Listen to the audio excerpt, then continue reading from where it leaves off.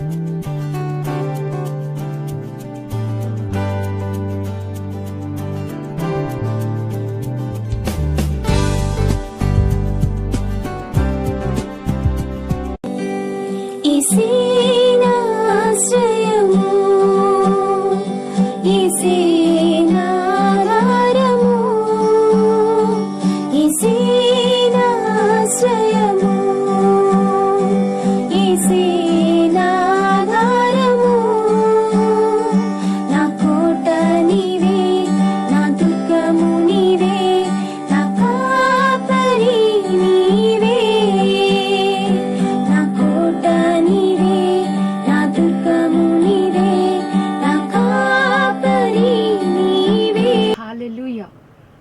మనకు ఆశ్రయం అనే టీవీ కార్యక్రమాన్ని వీక్షిస్తున్న మీ అందరికీ నజరేయుడైన యేసుక్రీస్తు నామమున శుభములు.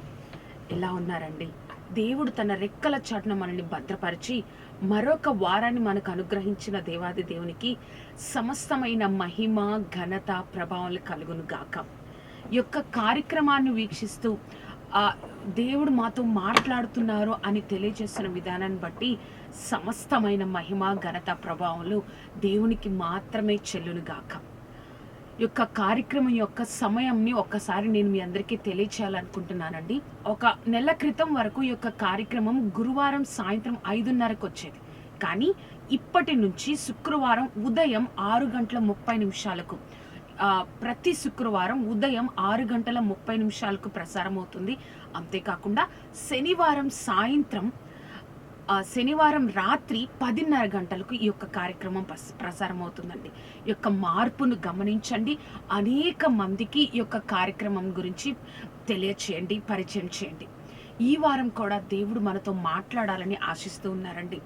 దేవుడు మనతో మాట్లాడాలంటే మన హృదయాన్ని మనం సిద్ధపరచుకుందామా? ప్రార్థన చేసుకుని మనం ఈ యొక్క ధ్యానాన్ని మొదలు పెడదామండి.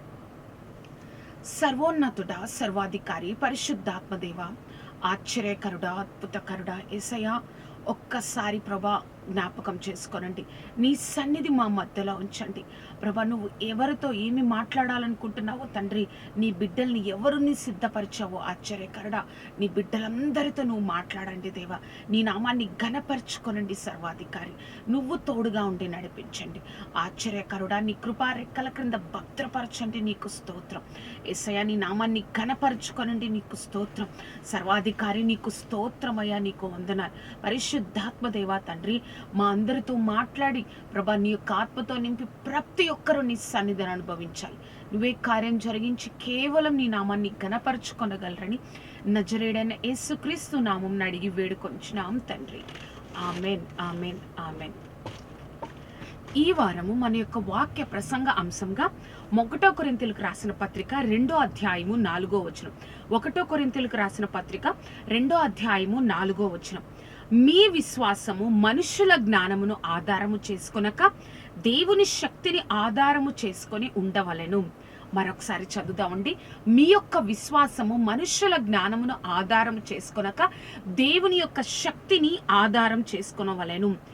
ఈ వారం దేవుడు మనతో మాట్లాడాలనుకుంటున్న అంశము, నీ జీవితం దేవుని మీద ఆధారపడకపోతే, నీ జీవితం దేవుని మీద ఆధారపడకపోతే. అవును కదా అండి. నేను దీన్ని బాగా అర్థం చేసుకోవడం కోసం నేను ఒక ఉదాహరణని మీతో పంచుకోవాలనుకుంటున్నాను. ఏమిటి అంటే ఆ ఉదాహరణ, మనకి దగ్గర కట్టెలు ఉన్నాయండి, చాలా కర్రలు ఉన్నాయి. ఆ కర్రల దగ్గరికి, వాటి దగ్గరికి ఒక బాగా గట్టిగా ఉన్న ఒక ఇనుమును కానీ లేకపోతే బాగా గట్టిగా ఉన్న ఒక వెండిని కానీ తీసుకెళ్తే, ఆ కర్రల దగ్గరకు తీసుకెళ్తే అదేమన్నా కరిగించగలదా అండి? ఏమీ చేయలేదు. కానీ అదే కర్రలకి ఒక నిప్పు పెట్టి, ఒక అగ్ని ఉంటే, ఒక మంట ఉంటే, ఆ మంట దగ్గరికి ఒక ఇనుముతో కూడిన వస్తువు కానీ లేకపోతే ఒక వెండితో కూడిన వస్తువు కానీ లేకపోతే బంగారం కానీ తీసుకువెళ్ళినప్పుడు ఏం జరుగుతుంది అంటే, అవి ఎంత గట్టిగా ఉన్నా కూడా ఆ యొక్క అగ్ని యొక్క శక్తి వల్ల ఆ మంట కర్రలో ఉంది, కర్ర మంటలో ఉంది కాబట్టి ఆ అగ్ని ఆ మంట వల్ల ఆ యొక్క ఇనుము కానీ, ఆ యొక్క ఇనుము కానీ, వెండి కానీ, బంగారం కానీ కరిగిపోతుంది. కదా అండి. అంటే ఆ యొక్క కర్రలు విడిగా ఉన్నప్పుడు ఏ యొక్క శక్తి లేదు. కానీ ఆ కర్రలలో ఎప్పుడైతే మనం అగ్ని పెట్టామో, ఆ యొక్క మంటను పెట్టామో, అప్పుడు వాటిలో శక్తి వచ్చి ప్రతిదీ కూడా ఒక ఉపయోగకరంగా ఉంటుంది. అలాగే మన జీవితాలు కూడా ఈ లోకంలో ఉన్నప్పుడు మనము వేరుగా ఉంటే, ఈ లోకానుసారంగా మనం ఇష్టం వచ్చినట్లు జీవిస్తే మనలో ఏ శక్తి, ఏ యొక్క ఆశీర్వాదం ఉండదు. కానీ నువ్వు నేను ఎప్పుడైతే మన సృష్టికర్త అయిన దేవుడు నీలో, దేవుడిలో నువ్వు ఉంటావో అప్పుడు శక్తిని పొందుకుంటావు. కాబట్టి నీ జీవితానికి ఒక అర్థం అనేది, నీ జీవితానికి ఒక ఆశీర్వాదకరమైనది అప్పుడు వస్తుందని దేవుడు మనతో మాట్లాడుతున్నారు. మనము ఆయన మీద ఆధారపడకుండా ఈ లోకంలో ఒక విలువ లేని వ్యక్తుల్లాగా మనం జీవిస్తామని దేవుడు ఈరోజు మనతో జ్ఞాపకం చేస్తున్నారు. ఇది నిజమండి. మనము ఆయన స్వరూపంలో, ఆయన పోలిక చొప్పున మనము సృజించబడిన మనము ఆయన మీద ఆధారపడకుండా మనం ఇష్టం వచ్చినట్లు మన జీవితాలను మనం జీవిస్తూ ఉంటే మనం ఈ లోకంలో విలువలేని వ్యక్తుల్లాగా ఉంటాం. అర్థమైంది కదా అండి. కాబట్టి దేవుడు మనతో మాట్లాడాలనుకుంటున్నారు. నువ్వు నీ యొక్క జీవితం దేవుడి మీద ఆధారపడకపోతే, ఆధారపడితే ఎలా ఉంటుంది, ఆధారపడకపోతే మన జీవితాలు ఎలా ఉంటాయి, మనల్ని ఆధారపడనీయకుండా చేస్తున్న పరిస్థితులు ఏమిటో 3 విషయాల్లో మనం ఈరోజు నేర్చుకుందామండి. మనం మొట్టమొదటిగా మనం చూద్దామండి, మన జీవితాలు దేవుడి మీద ఆధారపడకపోతే ఏ విధంగా ఉంటాయి, అసలు ఏం జరుగుతుంది మన జీవితాల్లో. మొట్టమొదటిగా మన జీవితాల్లో దేవుడి మీద ఆధారపడకపోతే మన జీవితాల్లో ఏం జరుగుతుంది. అవునండి, ఒక సృష్టికర్తమైన ఆయన మీద ఆధారపడకుండా మనం ఇష్టం వచ్చినట్లుగా మన జీవితాల్లో నిర్ణయం తీసుకుంటూ, మనం ఇష్టం వచ్చినట్లుగా మన జీవితాల్ని సాగిస్తూ ఉంటే మన జీవితాలు ఎలా ఉంటాయో బైబిల్ గ్రంథంలో ఒక వ్యక్తి జీవితం ద్వారా మనం చూద్దాం. ఆ యొక్క రూతు గ్రంథము 1వ అధ్యాయము 1వ వచనం మనం చూసినట్లయితే, న్యాయాధిపతుల కాలంలో కరువు వచ్చినప్పుడు ఆ యొక్క యూదా బెత్లెహేములో నివసిస్తున్న ఒక కుటుంబం మోయాబు దేశానికి వెళ్ళిపోయారు.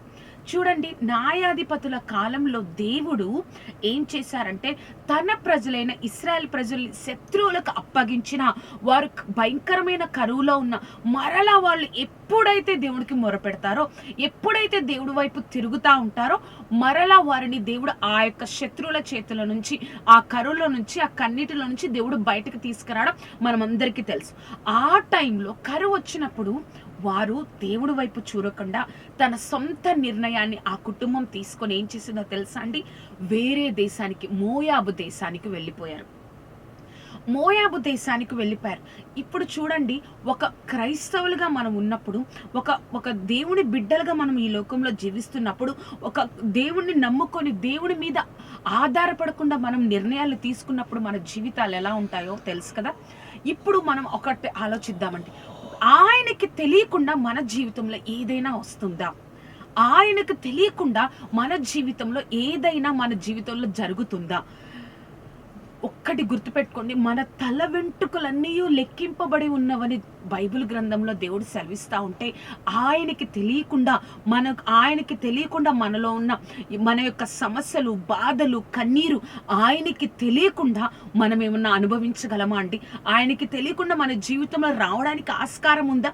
అలాంటిది ఈ యొక్క కుటుంబము వారి దేవుడి మీద ఆధారపడకుండా, దేవునికి మొరపెట్టకుండా, దేవుణ్ణి అడగకుండా, ప్రభా ఈ కరువు వచ్చిందయ్యా, మాకు సహాయం ఎక్కడ, నువ్వెన్నోసార్లు మమ్మల్ని రక్షించావు, నీ ప్రజలైన ఇశ్రాయేల్ ప్రజలు మమ్మల్ని రక్షించావు ప్రభా, ఏంటి అని అడగకుండా వారిగా సొంత నిర్ణయాలు తీసుకొని మోయాబు దేశానికి వెళ్ళారు.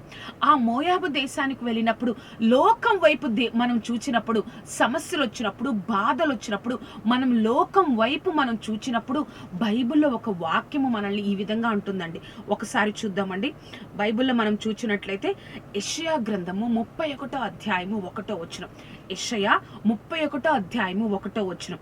ఇశ్రాయేలు పరిశుద్ధ దేవుణ్ణి లక్ష్య పెట్టకయు, యెహోవా యొద్ద విచారింపకయు, సహాయము నిమిత్తము ఐగుప్తునకు వెళ్ళుచు గుర్రములను ఆధారము చేసుకొని వారి రథములు విస్తారములనియు రౌతులు బలాఢ్యులు అనియు వారిని ఆశ్రయించు వారికి శ్రమ. ఏమనుకుంటామో తెలుసా అండి, ఆయన యొద్ద విచారం చేయక, ఆయన్ని ప్రార్థించకుండా, అడగకుండా, ఆయన్ని ఆధారం చేసుకోనకుండా ఎక్కడికో వెళ్ళి ఆ యొక్క అవే గొప్పవి, అవే ఆశ్రయం, అవే మనకి ఆశ్రయం అని వారి వైపు తిరిగే వారికి దేవుడి వాక్యం యెషయా 31:1 స్పష్టంగా చెప్తుందండి. అటువంటి వారికి శ్రమ అని దేవుడు చెప్తా ఉన్నారు. ఆ యొక్క మోయాబు దేశం అంటే లోకం వైపు వారు చూసేశారండి. లోకం వైపు చూడడం వల్ల ఏం జరిగింది, దేవుని సన్నిధిని వదిలేసి లోకం వైపు ఇష్టం వచ్చినట్లుగా సొంత నిర్ణయాలతో వెళ్ళిపోయి ఆధారం చేసుకొనక వెళ్ళిపోవడం వల్ల ఏం జరిగిందో మనకు తెలుసు. ఆ ఎలిమెలెకు యొక్క ఆ నయోమి యొక్క భర్త అయిన ఎలిమెలెకు చనిపోయారు. 10 సంవత్సరాల తర్వాత కుమారులు చనిపోయారు. వాళ్ళు అనుకుని ఉండొచ్చండి, మన కుటుంబంలో 3 మగవాళ్ళు ఉన్నారు కదా, మనం ఆ దేశానికి వెళ్ళి బాగా సంపాదించవచ్చు, మనం బాగా పని చేయొచ్చు, మన గృహంలో 3 ఉద్యోగాలు ఉన్నట్టుంటాయి, మన గృహంలో 3 పని చేస్తే చాలా ఎక్కువ సంపాదించవచ్చు అని 3 వెళ్ళిపోయారు. సమస్తాన్ని కోల్పోవాల్సి వచ్చింది. అక్కడ ఒక స్త్రీ ఒంటరిగా మిగలవలసి వచ్చింది. ఏదైతే గొప్పది, ఏదైతే మేము అక్కడ చెయ్యగలము అని అక్కడికి వెళ్ళారో, మా ముగ్గురు మగవాళ్ళు ఉన్నారు, చేయగలరు, వ్యవసాయం ఏదో ఒక పని చేయగలరు అని అక్కడికి వెళ్ళారు. ఆ సమస్తాన్ని వాటినే కొలిపోయి శ్రమను పొందారు. చూసారా ఆంటీ, మనం కూడా వేరే దేశానికి వెళ్ళవేమో, మన యొక్క కన్నీటిలో, బాధలలో, అర్థం కాని స్థితిలో మనం వేరే దేశానికి వెళ్ళము. కానీ ఏం చేస్తామో తెలుసా, ప్రతిదీ కూడా లోకం వైపు చూస్తాం. దేవుడు ఎలాగైపోతుందంటే మన విశ్వాసము, దేవుడు ఇంకేం చేస్తాడులే, సమస్తం అయిపోయింది, ఆయనకు తెలియకుండా ఏది రాదు అని పలికిన మొన్నటి వరకు ఆ యొక్క అర్థం చేసుకున్న మనమే ఆ విషయాన్ని మర్చిపోయి దేవుని యొద్ద మొరపెట్టకుండా, దేవుణ్ణి ఆధారం చేసుకోకుండా మనం ఇష్టం వచ్చినట్లుగా ఆ కన్నీటిలో, అర్థం కాని స్థితిలో, బాధలో ఏం చేస్తామో తెలుసా, లోకం వైపు మనం చూస్తూ ఉంటాం. ఆ లోకం వైపు మనం చూస్తూ ఉండడం వల్ల ఇంకా ఆ సమస్యలో కొన్ని సంవత్సరాల నుంచి వెళ్తూ ఉంటాము. కానీ దేవుడు వైపు చూడాలి, దేవుడు మాత్రమే ఈ యొక్క సమస్యకు పరిష్కారం అని మనం ఎవ్వరం కూడా తలంచమండి, మనం ఎవ్వరం కూడా ఊహించము. కానీ అటువంటి వారికి వాక్యం చెప్పినట్లుగా శ్రమ కలుగుతుందండి. నిన్ను నన్ను సృష్టించిన దేవుడు నీ కోసం, నా కోసం నరకంలో వెళ్లకుండా ఆయన యొక్క శరీరాన్ని, రక్తాన్ని మన కోసం చెందించిన దేవుడు మనం బాధల్లో, కష్టాల్లో కన్నీరు కార్చి ఉండడం ఆయన చిత్తమా?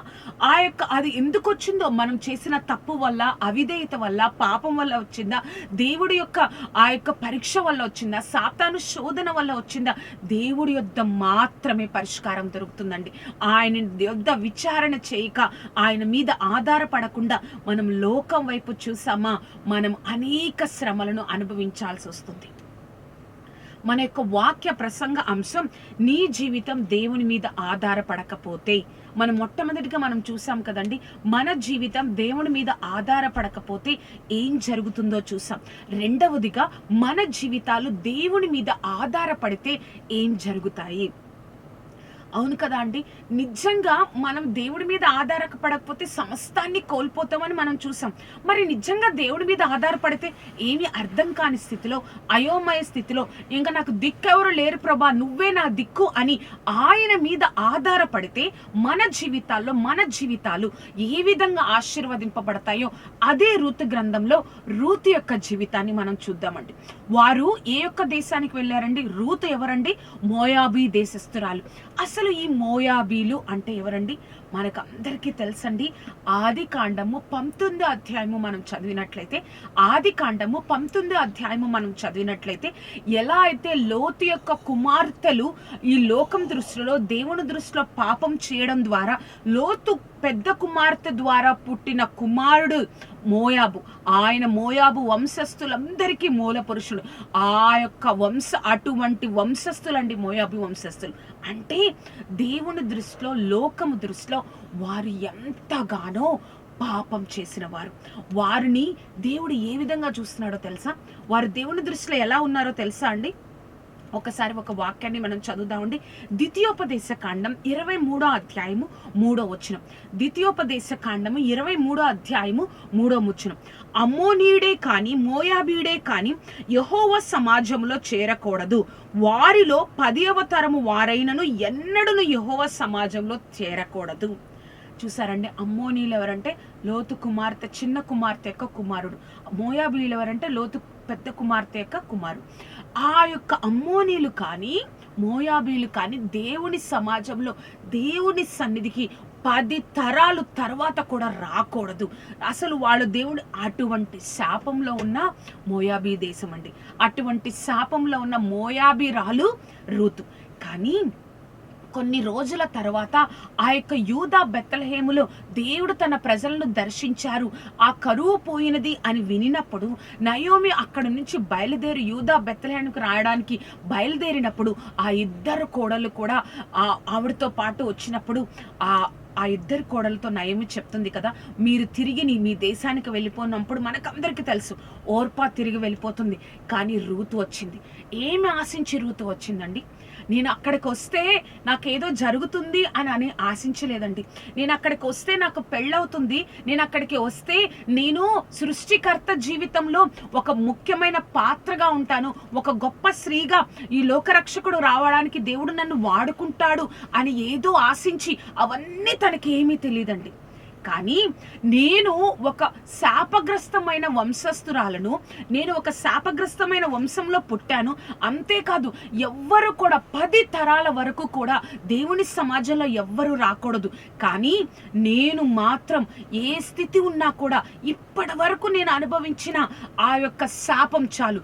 ఇప్పటి వరకు ఎంతో సంతోషంగా వివాహ జీవితంలో అడుగుపెట్టాను, 10 సంవత్సరాలకే నా భర్త మరణించారు అని ఇప్పటి వరకు నేను అనుభవించిన ఈ శాపం నా జీవితంలో చాలు. కాబట్టి ఏది ఏమైనా నేను ఆయన సన్నిధిని, నేను ఆయన మీదే ఆధారపడతానని, నీ దేవుడే నా దేవుడు, నీ జనమే నా జనమని చెప్పి ఆ యొక్క నయోమితో ఏమి ఆశించకుండా, అయ్యో ఈ వృద్ధాప్యంలో ఉన్న నయోమితో నేను వెళ్తే ఈమెని కూడా నేనే పోషించాలి, ఈమెని కూడా నేనే చూడాలి, నా జీవితం ఏంటి అని కొంచెం కూడా ఆలోచించకుండా నాకు దేవుడు ఉంటే చాలు, నా జీవితం ఎలా ఉన్నా పర్వాలేదు, నా జీవితం ఏంటి అని తనకి ఏ క్వశ్చన్ రాలేదు. నేను ఆ యొక్క శాపాన్ని నేను నా జీవితంలో కొట్టివేయించుకోవాలి, ఆ శాపం నా జీవితంలో కొట్టివేయబడాలి.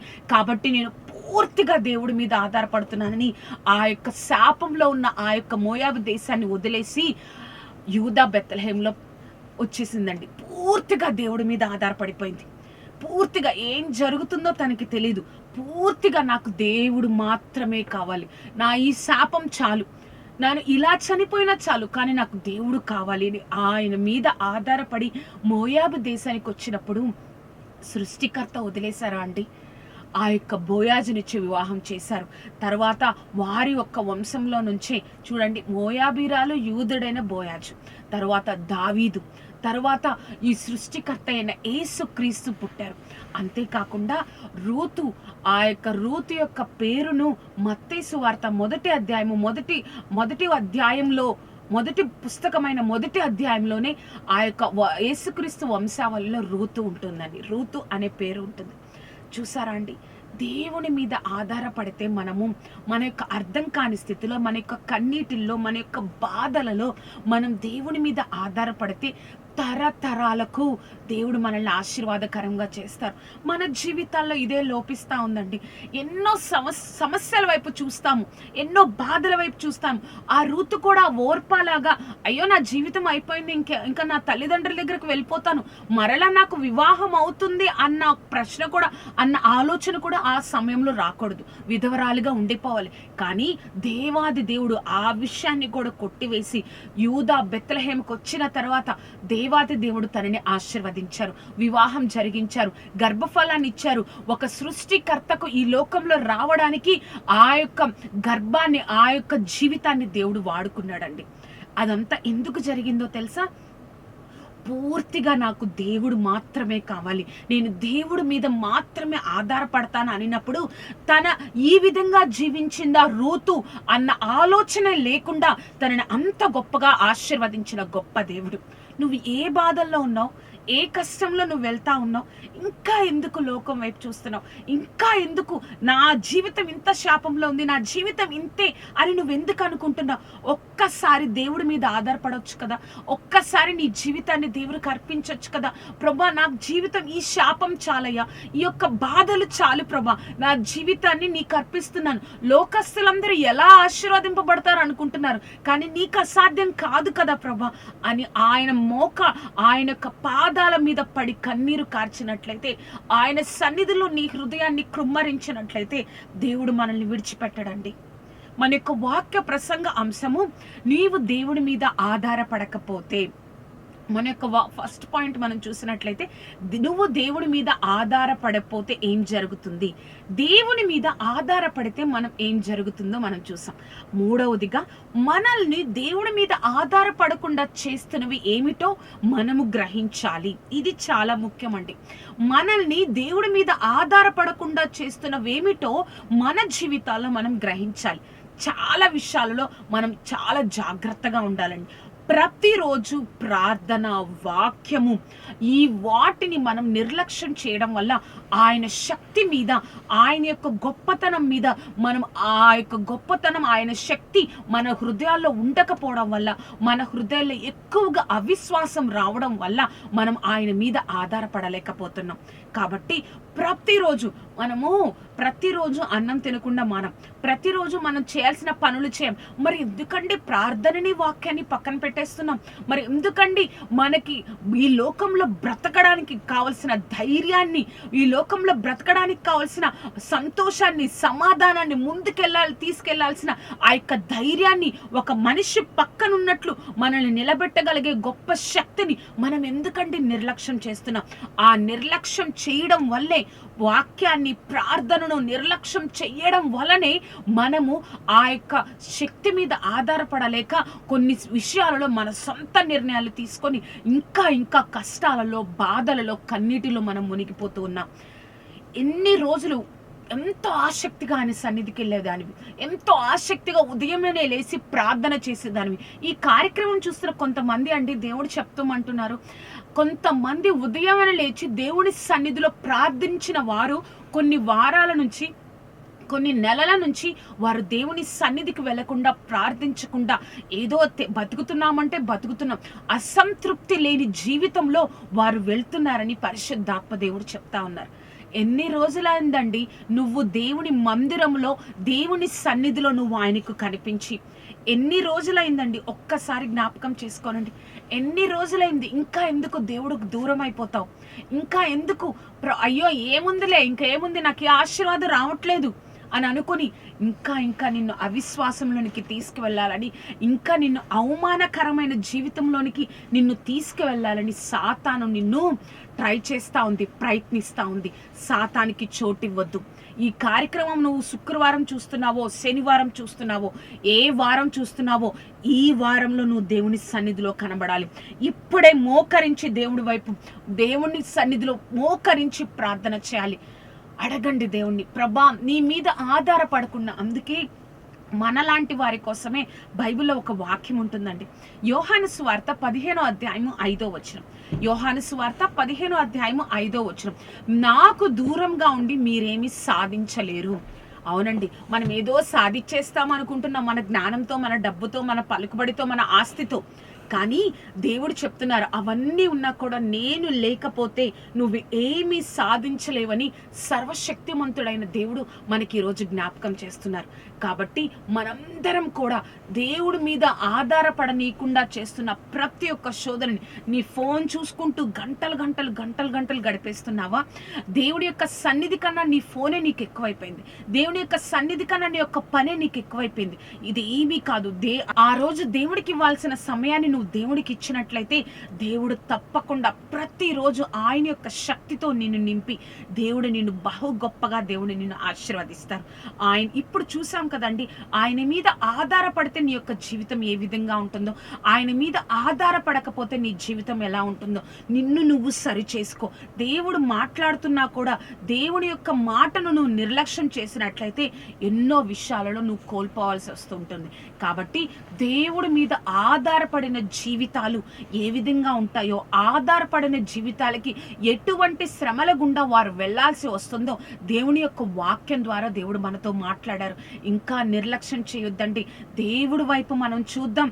దేవుడి మీద ఆధారపడి ఆయన యొక్క శక్తితో మనం నింపబడి దినదినము ఆయన శక్తితో మనము ఆయన కృపలో మనం ఎదగాలని దేవుడు ఆశిస్తా ఉన్నారు. ఒక రూతులాగా ఎంతో మందికి ఒక ఆశీర్వాదకరంగా, తరతరములకు మనం ఒక ఆశీర్వాదకరంగా ఉండాలని దేవుడు ఒక ప్రణాళికాబద్ధంగా మనల్ని లోకంలో సృష్టించాడండి. ఆయన శక్తిని దూరమై ఎలా అయితే ఒక కర్ర ఒక మంట లేకపోతే శక్తి లేకుండా ఉంటుందో ఆ విధంగా కొన్ని రోజుల నుంచి, కొన్ని వారాలు, నెలలు, సంవత్సరాల నుంచి నువ్వు నేను అలానే జీవిస్తున్నాం. కానీ దేవుని శక్తి నీ మీద ఎప్పుడైతే ఆయన మీద ఆధారపడతావో, ఆయనతో నువ్వు ఉంటావో, నీలో ఆయన ఉంటారో, నువ్వు ఎప్పుడైతే ఆధారపడతావో, దేవుని శక్తి మీద నువ్వు ఆధారపడినట్లయితే ఏ ఒక్క శోధన, ఏ ఒక్క తలంపు కూడా నిన్ను ఆయన నుంచి దూరం చేయలేదు, నీ మీద అధికారం చెలాయించలేదు. ఎందుకంటే ఆయన శక్తి నీలో ఉంది కాబట్టి నువ్వు తప్పకుండా కూడా దేవుని యొక్క శక్తితో ఆ యొక్క సమస్య నుంచి నువ్వు బయటకు పడతావు. కానీ మనం ఏం చేస్తామో తెలుసా అండి, చాలాసార్లు మనకి ఇష్టం వచ్చినట్లుగా జీవిస్తాం.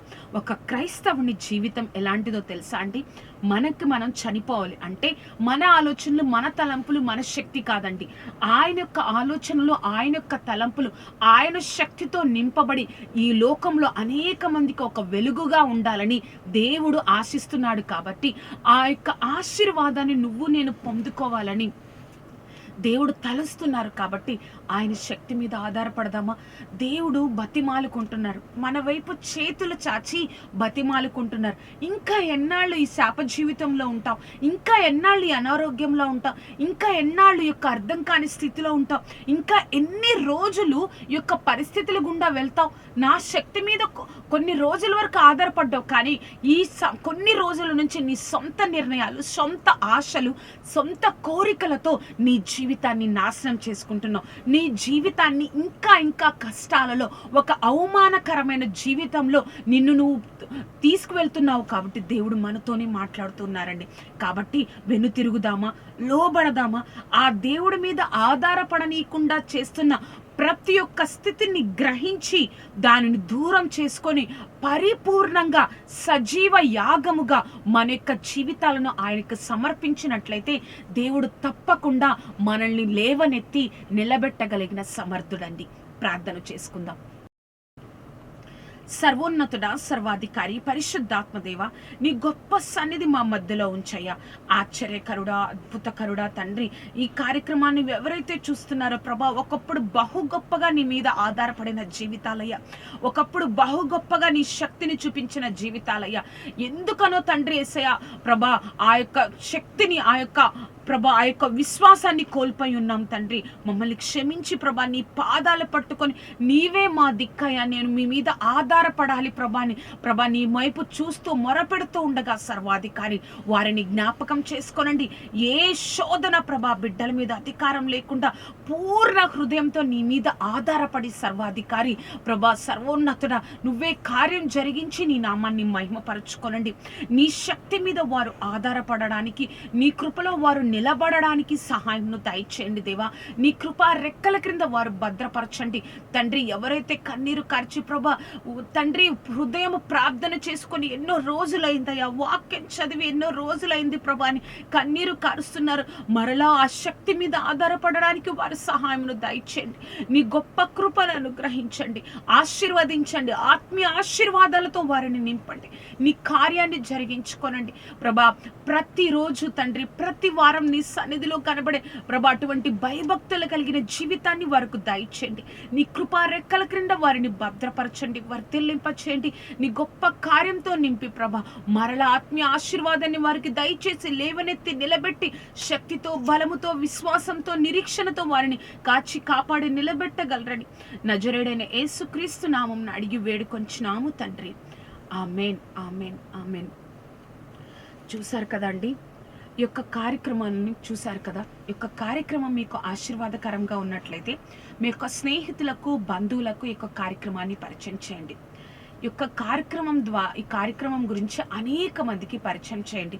మన కుటుంబంలో ఎవరైతే దేవుని మీద ఆధారపడి తర్వాత వెనక్కి తిరిగి ఉన్నారో వాళ్ళందరినీ కూడా జీవితాంతం వరకు దేవుడు తన మీద ఆధారపడే ఒక గొప్ప విశ్వాసంలోనికి, ఒక స్థిరత్వంలోనికి, ఒక నిరీక్షణలోనికి దేవుడు నిలబెట్టి అటువంటి గొప్ప ఆశీర్వాదాన్ని, ఆత్మీయ ఆశీర్వాదాన్ని మనందరికీ దయచేసి ఆయన యొక్క చిత్తంలో ఉన్న మనము ఆయన యొక్క గొప్ప వెలుగుని లోకానికి చూపించే విధంగా అంత గొప్ప ఆశీర్వాదంలోనికి మన కుటుంబంలో ఉన్న ప్రతి ఒక్కరూ వచ్చును గాక. దేవుడు మిమ్మల్ని దీవించును గాక. Amen, amen, amen.